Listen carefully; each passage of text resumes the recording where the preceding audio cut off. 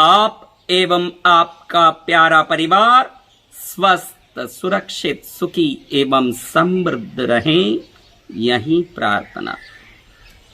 घर में बहुत सारी परेशानियां हैं, व्यापार नहीं हो रहा है, घर में कामकाज नहीं हो रहे हैं, बच्चों की कोई तकलीफ है, दरिद्रता घर में पिंड नहीं छोड़ रही है, विभिन्न प्रकार की बीमारियों की परेशानी है, तो 1 करोड़ अलग अलग प्रकार के टोटके करने से अच्छा है अपने कुल देवता की कृपा पालो। जब कुल देवता कृपा कर देंगे, जब सूर्य का उदय होने के बाद अंधकार नहीं रह सकता, कुल देवताओं की कृपा होने के बाद घर में दरिद्रता, पीड़ा, संकट, उदारी, नुकसान, रोग, संकट कुछ भी नहीं हो सकता।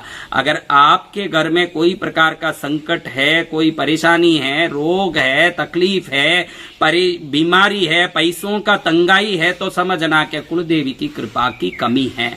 आज मैं एक ऐसी अचूक विधि बताने जा रहा हूं जिस छोटी सी विधि को करने के बाद 7 दिन के अंदर कुल देवता घर में दौड़ी दौड़ी आती है और आशीर्वाद शाश्वत रूप से देने के लिए वहीं ठहर जाती है। परंपरा से बताई गई सिद्ध विधि को विधिवत अचूक करोगे तो साधकों के मुख से सुनी हुई ये विधि आपके घर को कुलदेवी की कृपा से भर देगी। और ये विधि परंपरा से रहस्यमयी बताई गई दिव्य विधि को करने के बाद कुल देवता घर में निरंतर निवास करेंगे। तो इस विधि को करने के लिए आपको क्या करना है ये जान लें। बहुत छोटी सी विधि है। कई लोग जिंदगी भर कुल देवता की आराधना करते, पूजा करते, साधना करते, लेकिन मन में डाउट रहता है कि हमारे घर में कुलदेवी की कृपा है या नहीं। कई लोगों को ऐसे पता ही नहीं रहता कि हमारी कुलदेवी है कौन। कितने ही लोगों को कुलदेवता का पता तक नहीं है ना। कितने ही लोगों को मन में डाउट है कि हमने इतना किया, कुलदेवता का आशीर्वाद मिल रहा कि नहीं। ये विधि करने के बाद जिनको डाउट है उनको भी 7 दिन के अंदर या तो सपने में कुलदेवी दर्शन देगी, या कोई शुभ काम होगा, या कोई ऐसा संकेत मिलेगा निश्चित कि हमारी इस विधि से कुलदेवी की कृपा हुई है।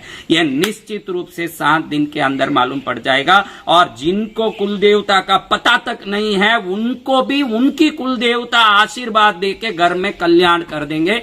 ये विधि इतनी छोटी है लेकिन अचूक है। कहते हैं कि भाई छोटी अगर मूर्ति हो तो कीर्ति बड़ी हो, ऐसे ये छोटी सी क्रिया बड़ी कीर्ति देने वाली है। इस क्रिया को करने के पहले, इस क्रिया को हम करने के लिए छोटी छोटी चीजें इकट्ठी करनी है। मैं आपको ये प्रैक्टिकली यहाँ बता रहा हूँ।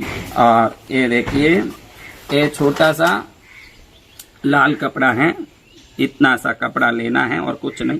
ये छोटे से कपड़े और थोड़ा चंदन का पाउडर है।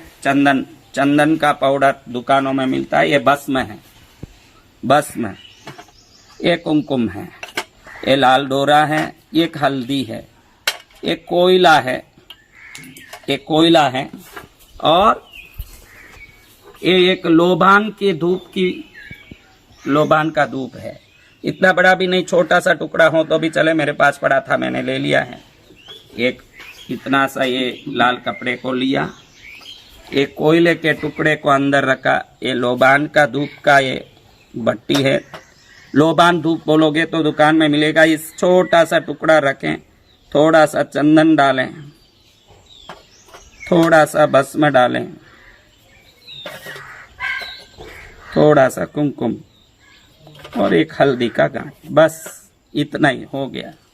और इसको ऐसे पोटली कर लें, इसका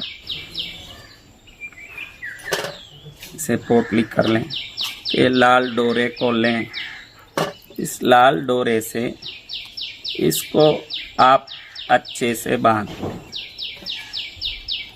ऐसे। आपको वापस बता देना चाहता हूं कि करोड़ प्रकार के अलग अलग क्रिया करने से अच्छा है अपने घर में कुलदेवता का आशीर्वाद शाश्वत रूप से बन जाए तो किसी दूसरी क्रिया की जरूरत ही नहीं है। क्योंकि जिस घर में कुलदेवता मजबूत रूप से बैठे हों तो उस घर को कोई भी किसी प्रकार से तकलीफ नहीं दे सकता। अगर कोई कुलदेवता को बांध दिए हों, इस कारण से घर में परेशानी हो, तो वो बंधे हुए कुलदेवता को भी मुक्त करने के लिए ये विधान बहुत ही लाभकारी है। वो कुलदेवता जागृत होके आपका सब कल्याण करने लगते हैं। तो ऐसा महिमामय आपको ये क्रिया है। खाली देखिए ऐसे हमने इसको डोरा बांध दिया है। खाली एक गांठ इसलिए दे रहा हूं कि वो खुल न जाए, अच्छे से बन जाए। इसको कौन बांधना है? तो घर के पुरुष सबसे बड़े जो हैं वो बांध सकते हैं, या बेटा है तो बेटा बांध सकता है। पुरुष ही बांधना, स्त्री नहीं बांध सकती है। घर में पुरुष ही बांधना है।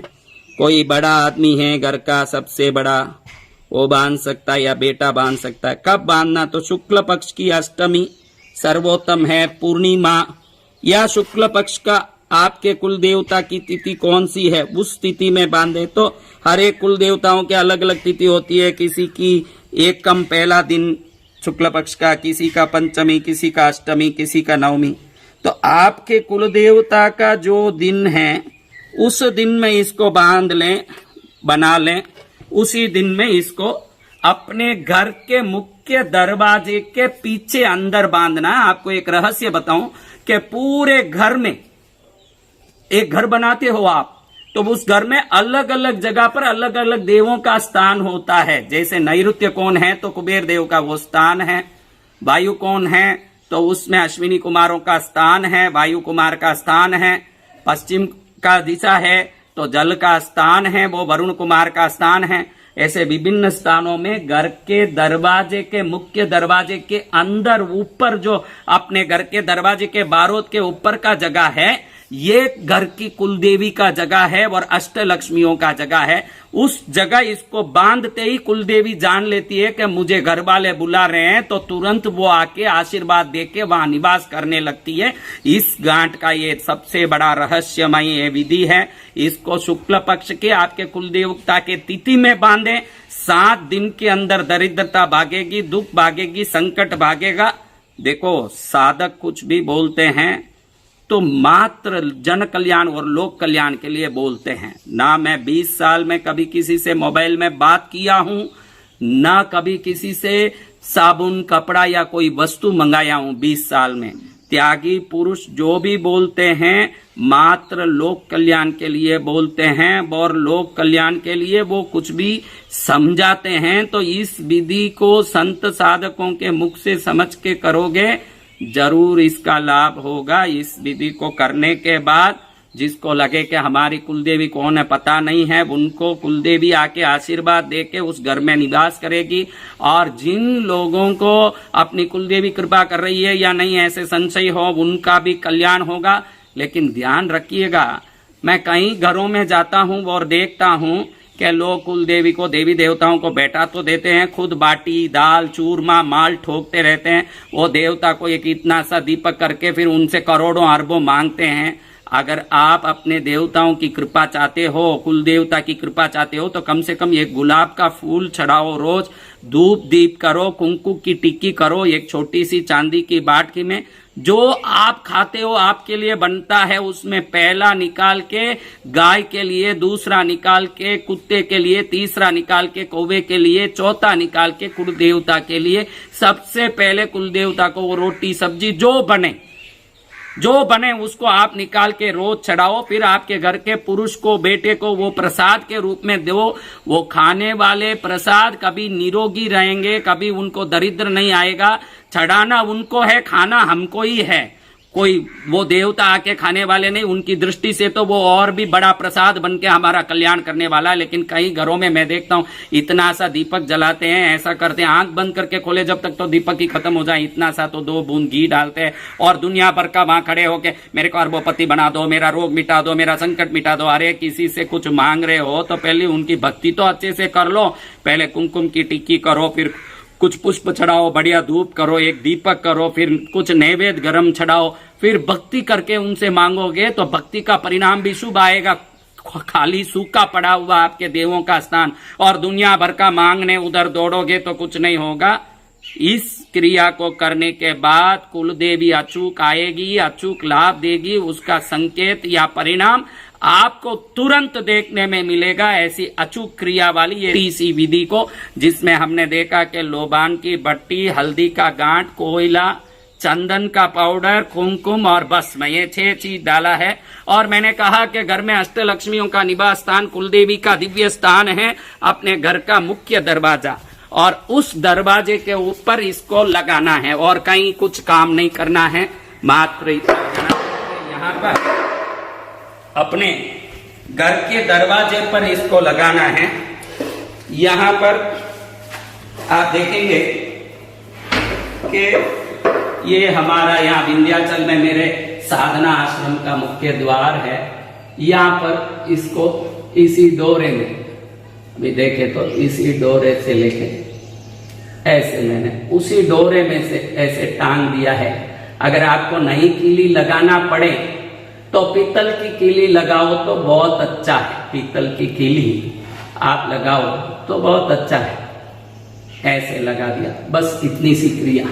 इस क्रिया को करके अनंत फल प्राप्त करो, यही मंगल कामना करते हुए आप एवं आपका प्यारा परिवार स्वस्थ, सुरक्षित, सुखी एवं समृद्ध रहें, यही प्रार्थना।